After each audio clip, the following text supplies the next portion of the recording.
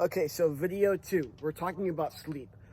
Why is sleep so important? Because if you're not sleeping correctly, we're not recovering. If we're not recovering, we're just basically making microscopic holes into our muscles and leading ourselves into injury.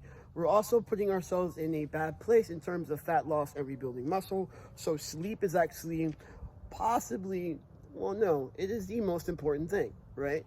Because if you're not, you could be working out really hard. I've seen it many, many times where, even in bodybuilding, where guys are like working out 3 times a day and they're eating 6 to 7 meals and everything is perfect, except that they're not sleeping enough. And like eventually they just wear out and wear down. They have to take a break. They have to, sometimes they get injured. They're like, oh, so I hurt my back, or I hurt this, or I hurt that. And I'm like, well, what the hell did you expect? You're not recovering correctly. So at first I didn't really think about this, but we'll talk about Dorian Yates, right? Dorian Yates was the first mass monster back in the bodybuilding days, if you don't know who Dorian Yates is. And Dorian Yates used to work out only 4 days a week, super intense, but only 4 days a week. And he used to spend 3 days recovering. And then the thing was that when Dorian Yates went into the gym and like didn't feel like he was ready, he just didn't work out that day. He would go home and recover and then come back and like hit it hard, really hard. Now Dorian Yates is an anomaly in terms of his intensity. He's one of the very few people that can like work out extremely hard and keep up that intensity. He had the mental fortitude to do so. So I'm not saying be like Dorian Yates. I'm saying take the example of recovery of Dorian Yates. So back to sleep. I'm going to give you a little story, okay? There was a time maybe in 2017, 2018, around there, where I was on a bulk, right? And I gained a lot of not so great weight. And on top of that, I had a hard time losing the body fat, right? So what happened is that when I went to the doctor, I was like, hey, every day at around 2 o'clock, no matter how much I sleep, I just get really, really tired. I get super, super tired, and I have to take a nap before I have to go do anything because I'm just like that run down.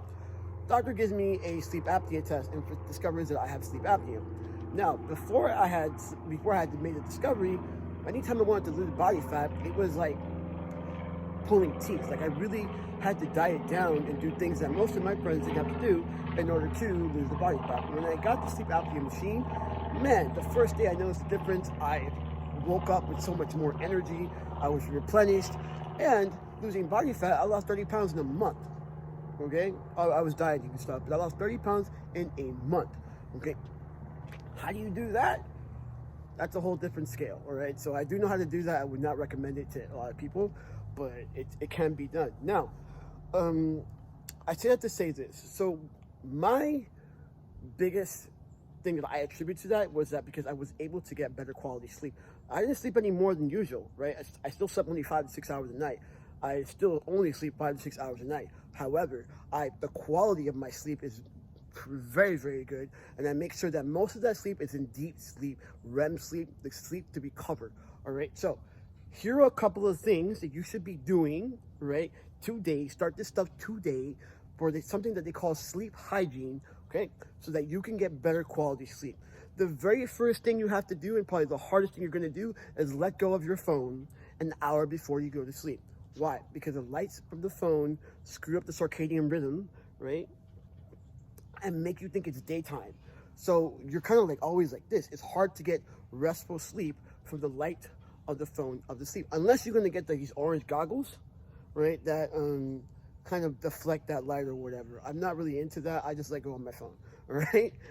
The second thing you're going to do is have a sleep routine, right? So if you know that watching a certain show at night, makes you like all windy, then don't watch that show at night. Watch something that calms you, that relaxes you, so that way you can go into your sleep a lot better.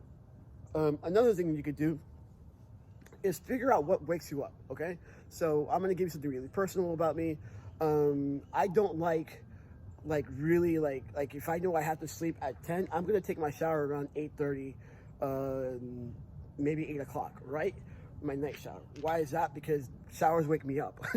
All right, so as soon as I take a shower, I'm like awake and wide awake to do it. So showering for me very close to bedtime is a no-no, right? So I try to do that right after the gym or whatever the hell I can do. So just don't do things that wake you up at night. If you like to meditate, awesome. Meditating at night, if it doesn't wake you up, is awesome. It's a very good way to get into a sleep mode. And make sure that the temperature in your house is good for sleeping. So not too cold, right? Definitely not hot. You want something kind of cool. That way you can sleep through the night without sweating and looking like a crazy sweaty mess. Make sure it is dark, right? Light and anything like light based in the room, make sure that's turned off. That way you can also get restful sleep. You know, if you have a friend that calls you with like problems and get your mind going, tell, hey, you don't call me past 9 or whenever you go to sleep, so that way you can get better sleep. You know, just be aware, all right, and get into this routine, so that way at 9 o'clock your body just starts naturally winding down. Remember, you can teach your body to do whatever you want it to do. All right, so at 9 o'clock, whenever your bedtime is, try to start winding down an hour before then. You know, instead of watching TV, maybe read a book or something a little more calming, so you get better sleep. I promise you that if you're trying to build muscle, you'll get bigger doing this way. Okay, if you're trying to burn fat, you will also get bigger doing this way. If you are a trans man or any testosterone-based person, and you're starting to feel like you're not sleeping well, I would highly suggest going to a sleep specialist and taking a test for sleep apnea and making sure that you don't have it. Testosterone does have an effect on the vocal cords and on like the thickening of the neck, and sometimes that can lead to sleep apnea. So that is my tidbit for today. Tomorrow we'll be talking about muscle building in terms of diet and things of that nature. So look out for that. You have a great day.